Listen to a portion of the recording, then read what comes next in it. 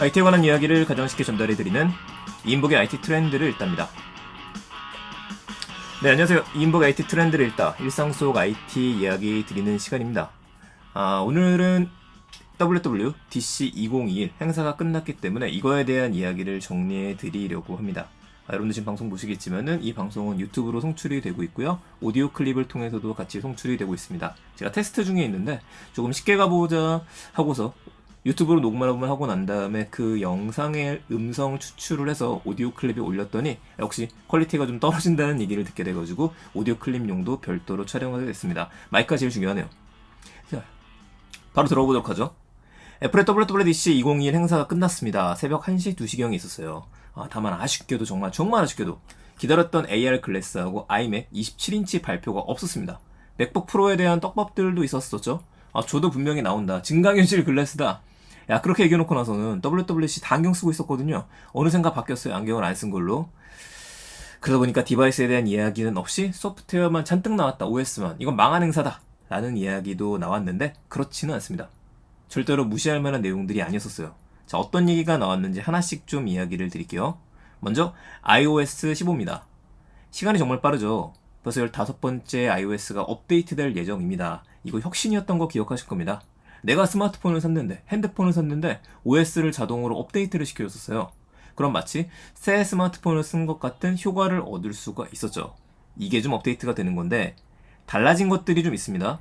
첫 번째로 내세운 게 뭐냐면은 바로 페이스타임이에요. iOS 15, 지금 페이스타임 보시게 되면 페이스타임도 혁신이었었죠. 우리가 누군가의 얼굴을 보며 대화할 수 있다는 거. 굉장한 혁신이었는데 아쉽게도 아이폰 쓰는 사람들하고만, 맥북을 쓰는 사람들, 한마디로 맥의 생태계에 있는 사람들하고만 우리가 연동이 됐었어요. 이게 달라지게 됩니다. 첫 번째로 격자 방식이 적용이 되어 이렇게 네모로 사람들을 조금 더 편하게 한꺼번에 볼 수 있게 된다. 이게 하나가 있고, 공간 음향이라는 게 도입이 됩니다. 누가 말을 하고 있는지 방향을 찍어주게 되는 기능, 잡음 감쇄 기능, 그러니까 노이즈 리덕션 기능도 들어가요. 자, 여러 사람을 동시에 볼 수 있다. 노이즈 리덕션 기능이 들어간다. 하나가 더 들어가는 게 쉐어 플레이 기능이라는 게 들어갔습니다. 이게 뭐냐면은 페이스타임으로 서로 대화를 나누다가 얼굴 보면서 얘기하다가 야, 이 음악 들을래? 하면 음악을 바로 공유하는 것들 애플 뮤직이겠죠? 혹은 애플 TV로 공유하는 것들, 우리 영화 같이 볼래? 하면서 공유하는 걸 이야기를 해요. 그러니까 여기 녹아 들어가 있는 건 뭐냐? 요즘에 디즈니 플러스가 이런 기능들이 들어가고 넷플릭스도 테스트 중에 있는 것들도 있습니다. 우리가 여기까지 석권을 하겠다 라는 이야기가 있는 거고요. 또 한 가지, 야, 이거 줌에 있는 기능을 가져갔다 생각하시면 돼요. 얘네가 노리는 건 명쾌하거든요. 사실 이 서비스가 작년에 나왔으면 좋았는데 약간 아쉬웠었죠. 줌에 있었던 것처럼 이제는 다른 사람들하고 대화를 나누어라. 그러면서 들어간 기능이 이겁니다. 어떤 기능이냐? 아이폰 사용하지 않는 사람들하고도 대화를 나눌 수 있습니다. 보시게 되면은 링크 주소가 있어요. 이 링크 주소를 통해서 다른 사람들한테 보내게 되면 초대받은 사람들은 안드로이드 폰 유저도 들어올 수가 있고요. 안드로이드 폰 유저 같아요. 그리고 윈도우즈 10 노트북을 이용하시는 분들, 윈도우 계열에서도 접속해서 함께 페이스타임으로 줌처럼 대화를 나눠라. 이게 들어가 있는 겁니다. 배경 흐름 기능도 들어갔거든요. 이게 줌에 있는 기능인데 이것도 가지고 갔어요. 과연 얼마나 석권할 수 있을지는 모르겠는데 이게 흐름이라고 보시면 됩니다. 지난번에는 아이맥의 앞에 있는 전면 카메라 해상도를 굉장히 올려놨습니다. 저도 굉장히 잘 쓰고 있는 기능이에요. 그것 때문에 제 많은 것들이 좀 바뀌었는데 그 이후에는 이런 걸 내놓으면서 점점 줌을 쓰지 마세요, 우리 걸 쓰세요 라고 이야기하는 거죠. 얼마나 포지션 가지고 갈지 지켜보시죠. 오늘 내용이 좀 많습니다. 방해금지 모드를 넘어서서 집중 모드라는 게 생깁니다. 이거는 좀 써봐야 될 것 같은데, 그러니까 받고 싶은 알람하고 앱만을 선별해서 확인해라. 집중하고 싶을 땐 딴 건 받지 마세요 라면서 선택형 기능입니다. 이것도 단축키로 설정할 수 있게 되겠죠. 사진 기능이 업데이트가 됐습니다. 텍스트가 있는 사진이 있으면은 걔를 찍어서 쓸 때 OCR 기능으로 특정 부분에 있는 텍스트를 가지고 올 수 있어요. 이거 다 인공지능 방식으로 하는 것들인데 굉장히 좋아지게 된 겁니다. 야, 진짜 감개무량하죠? 스마트폰이 제일 처음 나왔을 때에는 사진 찍어가지고 PDF에 있는 거를 OCR로 긁어 올 수 있다. 이거 혁명이었었거든요. OCR 프로그램들을 별도로 팔기도 했었습니다. 근데 이제는 거의 무료에다가 기본 내장까지 되고 선명하게 지원이 되기 시작하네요. 하지만 한글은 지원되지 않습니다. 나중에 업데이트 해주지 않을까 싶긴 합니다. 자, 사진 기능 또 하나 있습니다. 구글 포토에도 있는 기능이고요. 아이폰 기본 사진 기능에도 있는 기능이에요. 제가 제일 좋아하는 기능이기도 한데 그냥 사진을 올려놓고 영상을 올려놓고 한참 시간이 지나게 되면은 알아서 짜집기를 해서 멋진 영상을 만들어주게 돼 있죠. 이 기능의 실력이 더 좋아졌습니다.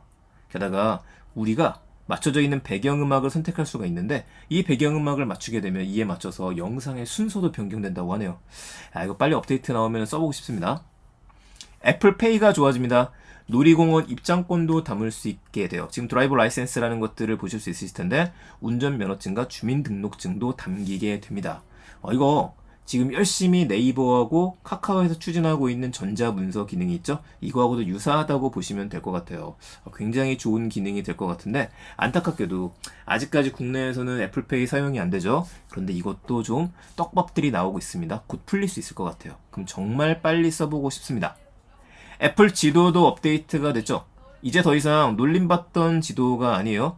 이거 뭐 시골길로 간다, 절벽으로 간다 라는 얘기가 나왔었는데 빠른 경로 탐색과 자전거 도로도 보이게 되어져 있고 랜드마크 건물들을 더 보기 예쁜 모습으로 보여주기도 합니다. 다만 국내에서의 애플 지도는 반쪽짜리인 거 알고 계시죠? 사용할 수가 없습니다. 그래서 에어태그를 구매하신 분들 후회하시는 기능 중에 하나인데 이런 것도 하나 둘씩 해결됐으면 좋겠습니다. 자, 옆에서 있는 기능, 주변 소리 듣기 기능이 좋아졌고요. 알림을 읽어주는 기능도 생깁니다. 이거 좋아하시는 분들 많죠? 이게 지난번에 업데이트된다고 했던 건데요.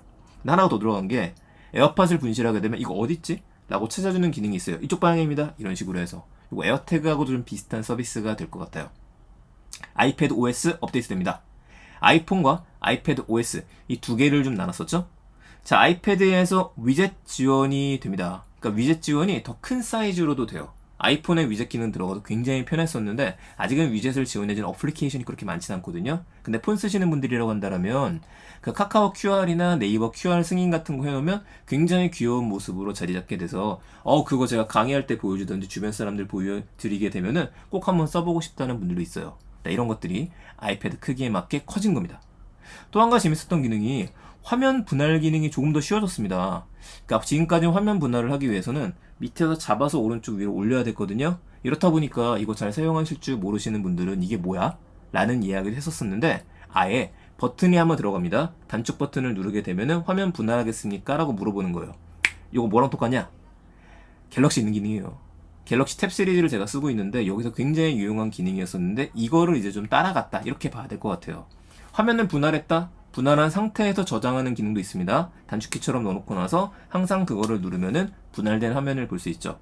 저 같은 경우에는 한쪽엔 사파리를 올려놓고 다른 쪽엔 메모를 넣어놓고 나서 쓰면 굉장히 좋을 것 같다는 생각이 드네요. 활용도는 점점 많아질 것 같아요. Siri on Device에 대한 설명도 약간 나왔었습니다. 이게 뭐냐면 더 이상 서버를 거치지 않고 디바이스에서 활동을 해서 답을 준다는 내용입니다. 제가 지금까지 이게 언제부턴가 꼬이기 시작했었는데 운전하다가 누군가 전화했었을 때 옛날처럼 호출을 하고 나서 누구한테 전화해줘 라고 하면은 버벅이면서 오래 걸리는 일들이 있었어요. 그 다음부터 귀찮아서 안 쓰거든요. 호출해서 메모도 하고 다양한 걸 했었었는데 근데 온 디바이스니까 약간의 엣지 컴퓨팅 같습니다. 여러분들의 스마트폰 그리고 제 스마트폰 아이폰에서 먼저 활동을 하기 시작한다. 속도가 굉장히 빨라진다고 얘기를 해요. 보안도 잡을 수 있고 편의성도 좋아질 것 같아요. 헬스 기능이 개선됩니다. 걸음 속도와 균형 등을 체크를 해서 보행의 안정성, 너는 넘어질 것 같아 라는 것들을 보여주는 기능. 그러니까 이거 애플 워치도 그랬었거든요. 헬스케어로 제가 나중에 한번 정리를 한번 할게요. 그 시장을 보게 되면 애플은 항상 헬스케어의 진심이었어요. 이거의 확장으로 보시면 될 것 같습니다.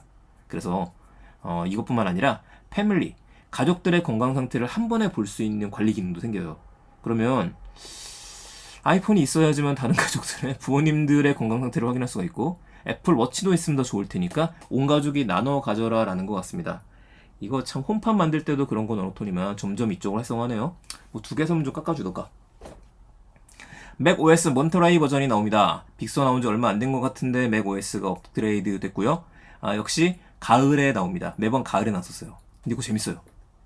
애플이 계속 하고 있는 게 뭐였냐면 맥과 패드 그리고 폰과의 연동성을 강조해 왔었습니다. 맥을 쓰고 아이폰을 쓰면서 정말 편한 것 중에 하나가 뭐냐?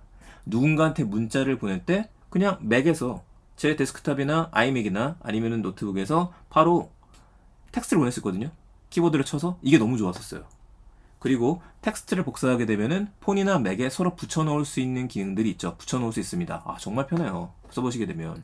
여기다가 아이패드의 경우에는 이거 듀얼 모니터로 바로 쓸 수 있는 기능 들어가 있었거든요. 이겁니다. 여기에 몬터라이라는 기능이 더해지게 되면서 좀 더 매끄럽게 연동이 되게 돼요. 이건 영상 꼭 한번 보셔야 돼요.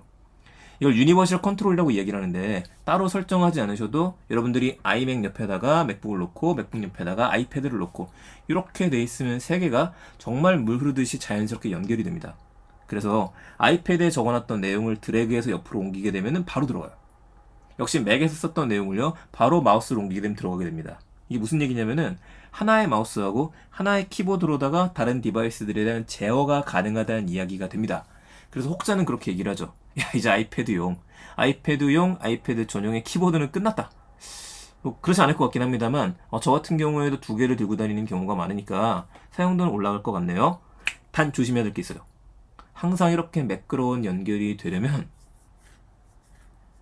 M1만 지원을 하지 않을까라는 두려움이 있는데 요건 좀 자연스럽게 우리가 좀 이건 좀 제가 확인을 해봐야 될 것 같습니다. 그렇게 되면은 M1 맥북과 M1 아이패드가 있어야 된다는 얘기가 되겠죠. 이게 돈이 얼마예요? 자, 워치OS 업데이트했습니다. OS가 업데이트가 되면서 심호흡과 명상에 관련된 앱이 좀 다채로워요. UI가 좀 달라집니다. 명상도 굉장히 좋거든요. 심호흡하면은 제가 지금 심호흡해야 될 것 같은데 심호흡을 하게 되면 마음이 좀 편안해지는 걸 느낄 수가 있죠. 이게 좋아지고 운동에 태극권하고 필라테스가 생깁니다. 제가 제일 기대하는 것 중에 하나가 이겁니다요. 인물 사진으로 워치 페이스를 꾸밀 수가 있게 돼요. 그러니까 인물 사진이다 보니까 배경을 날리는 거죠. 배경을 날리고 얼굴로다가 마음대로 꾸밀 수 있게 되는데 사실 안드로이드에 비해서는 애플 워치 같은 경우에 워치 페이스가 현저하게 좀 부족했었습니다. 이걸 보완해 줄 수 있는 방법들이 많아지는 것 같아서 관심이 가네요. 네, 이 내용 말고도 몇 가지가 더 있었습니다만 간단하게 6가지 핵심적인 것들을 정리를 했었습니다. 워치 OS가 업데이트가 됐다. 맥 OS 몬터레이가 하반기에 출시가 되는데 핵심은 유니버셜 컨트롤이다. 헬스 기능이 개선이 됐다. 시리온 디바이스가 나왔다. 아이패드 OS가 업데이트가 되었고 iOS 15로 이게 메인이죠. 올라가기 시작하면서 사진과 지도와 그리고 페이스타임을 강조하기 시작했다. 이렇게 정리할 수 있겠습니다. 자, 이번에 제가 디바이스가 나오지 않았다는 이야기를 드렸는데 애플은 점점 디바이스를 발표하는 자리하고 소프트웨어를 발표하는 자리를 구분하려고 하는 것 같습니다. 그렇다 보니까 실망하지 마시고요. 분명히 이번 행사가 끝나고 나서 다음 달 혹은 7월 달이 되기 전에 6월 중순이나 하순 중에 그냥 쓱 하나 스페셜 이벤트로 뭔가를 꺼낼지도 모르는 일입니다. 여기에 좀 더 주목하면서 지켜보는 조금의 두근두근거림을 조금 더 줬다. 이런 관심에서 지켜보셔도 괜찮으실 것 같네요. 정리되셨길 바라고요. 저는 그럼 내일 또 더 재밌는 이야기들 가지고 찾아뵙겠습니다. 감사합니다. 이무기 IT 트렌드 1다였습니다.